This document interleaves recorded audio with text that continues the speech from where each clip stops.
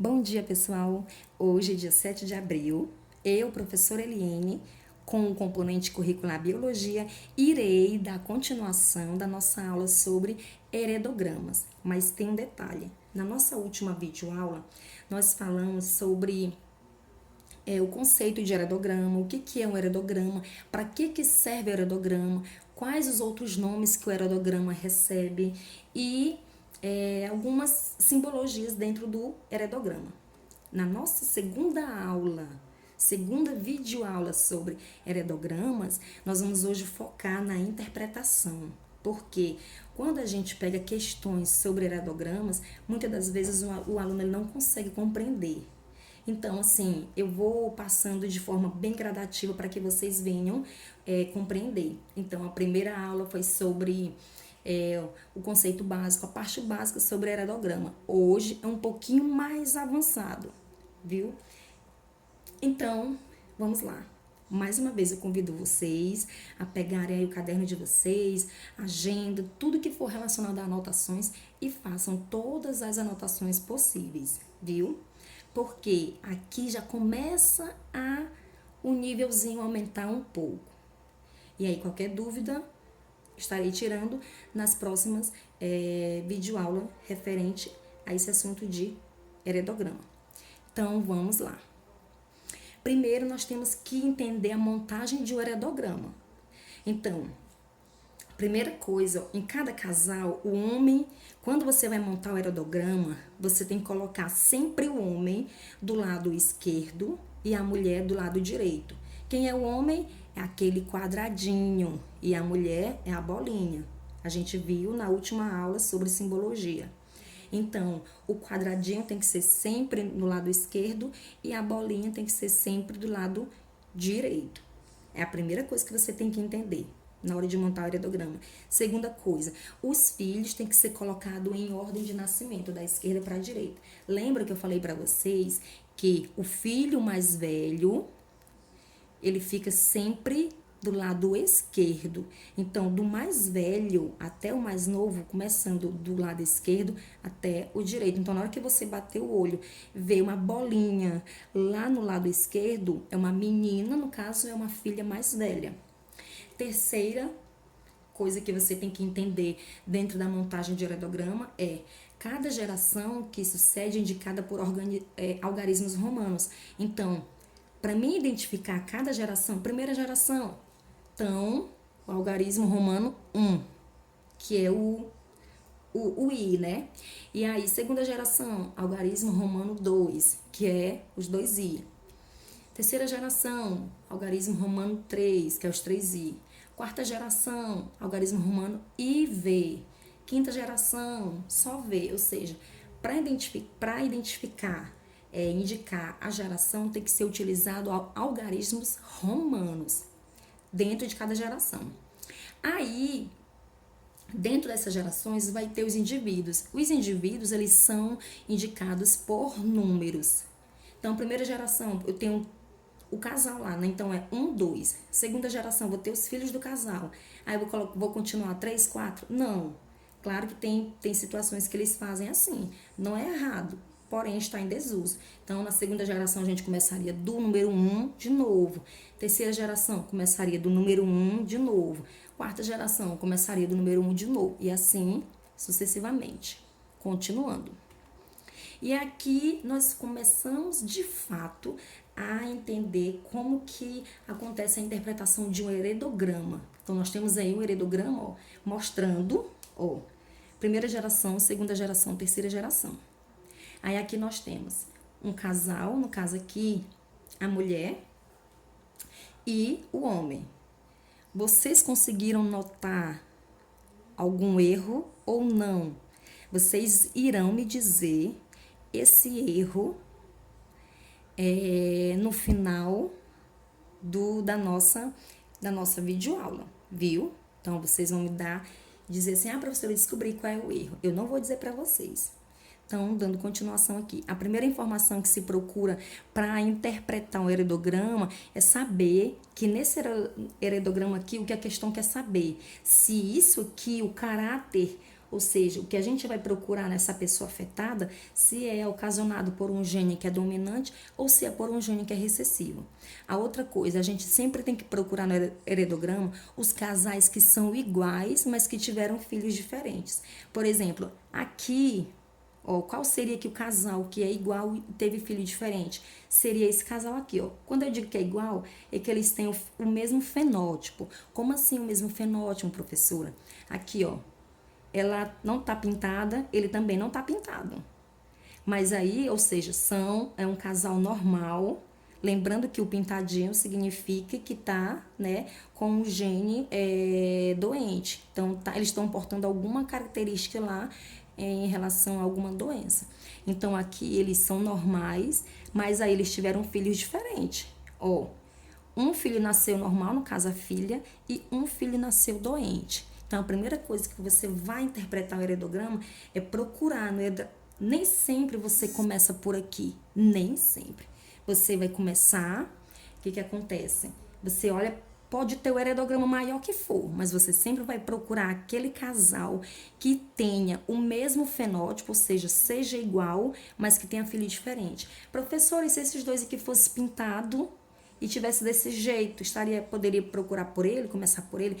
Poderia sim, porque eles teriam o mesmo fenótipo, mas com filhos diferentes, viu? Então, a primeira dica é olhar, procurar o casal que seja o fenótipo igual e que teve filho diferente. Continuando. Aí, ó, o que eu mostrei pra vocês, ó. Aqui eu tenho, ó, o casal é igual, porque é igual. Eles têm o mesmo fenótipo, ou seja, um casal doente, mas que eles tiveram um filho diferente, ou seja, filho que não é doente. Então, quando acontece isso, eu tenho uma característica dominante. Então, quem tá mandando aqui é o gene dominante, porque eles são doentes e teve filhos normais. Quando acontece isso, os filhos são recessivos, mas aqui é uma característica dominante. Continuando. Aqui já é o contrário. Aqui eu tenho uma característica recessiva, ou seja, eu tenho pais normais, eles tiveram filhos normais, mas também teve lá um doente. Então, nesse caso aqui, o doente vai ter o gene lá recessivo, mas aqui a característica vai ser recessiva. Aqui não, a característica vai ser dominante, viu? Então, continuando. Aí, eu tinha falado para vocês sobre o mesmo fenótipo, ou seja, os dois são normais. E teve filho, um filho aqui doente, né? Diferente, só que doente. Então, esse menino tem um caráter recessivo, porque o fenótipo dele lá é diferente do pai. Aqui também eles têm o mesmo fenótipo, ou seja, o casal é doente e teve lá um filho diferente, um que não é doente, ele é normal. Então, o caráter desse menino é recessivo. Professora, como assim? Então, nesse aqui vai recessivo, nesse aqui vai ser recessivo? Sim, nesse é recessivo porque os pais são doentes e ele é normal. Nesse aqui é recessivo porque os pais são normais e ele é doente. Aí aqui, ó, igual mostrei para vocês anteriormente, ó, doença recessiva, porque o pai, o afetado é azinho. Então, aqui, os pais são normais e o filho nasceu afetado.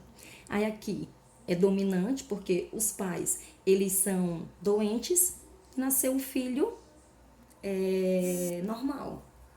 Viu? Então, são essas coisas que a gente vê assim, simples, mas que dá para confundir. Então, vocês treinem bastante utilizando essa videoaula, viu, galera? E aí, como interpretar um heredograma? Então, para compreender, a análise aí, ela deve ser feita, como eu posso dizer, tipo assim, os indivíduos pintados de roxo, que não é nem roxo, na verdade, é azul essa cor aí, que eles estão com uma doença que não se sabe que doença é. Então, esses que estão pintados estão doentes. Então, você já olhou, pronto. Agora, a gente tem que descobrir se essa doença que está aqui neles, se ela é de caráter recessiva ou se é de caráter dominante. Então, o primeiro passo que a gente faz é descobrir se essa doença está ligada ao cromossomo sexual, que no caso que normalmente, na maioria das vezes, vai ser o cromossomo X, viu? Então, para saber se existe essa relação, a gente deve observar os homens afetados. Porque se a doença estiver ligada ao cromossomo X, os homens vão transmitir a doença para as filhas. E só serão afetados se as mães possuírem o gene.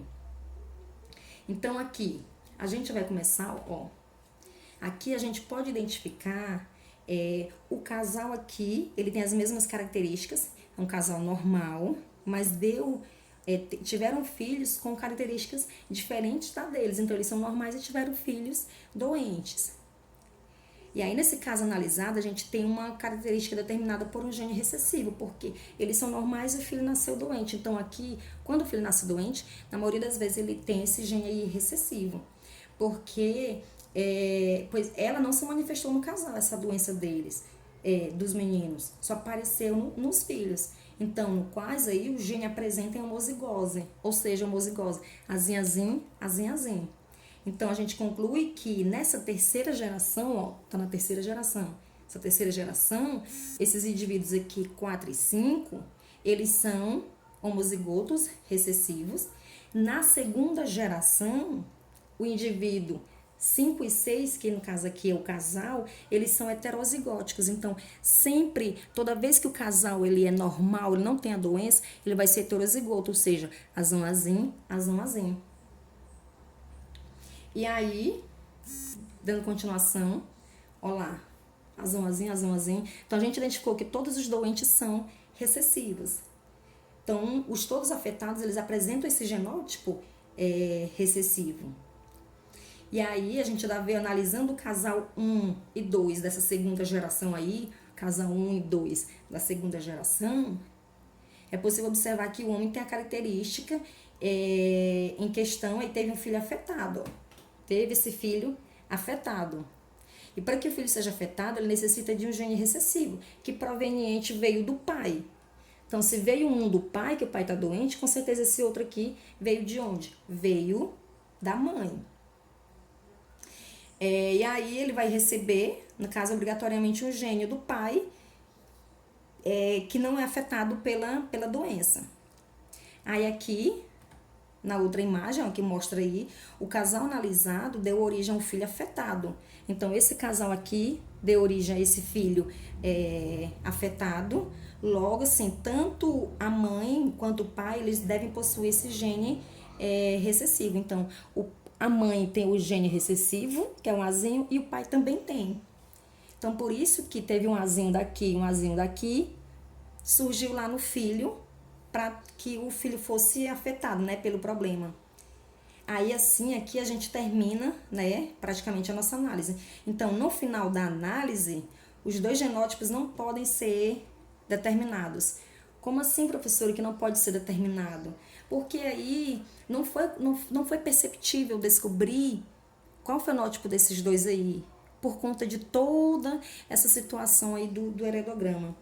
E aí você não pode esquecer de seguir essas etapas aqui, que é primeiro determinar a característica que se refere à herança ligada ao cromossomo sexual, que normalmente é o X. O segundo é identificar a característica, se ela é por um gene dominante ou recessivo. O terceiro é localizar todos os indivíduos que são homozigotos recessivos. E o quarto, analisar os outros casais, lembrando que um gene vai vir do pai e o outro vai vir da mãe.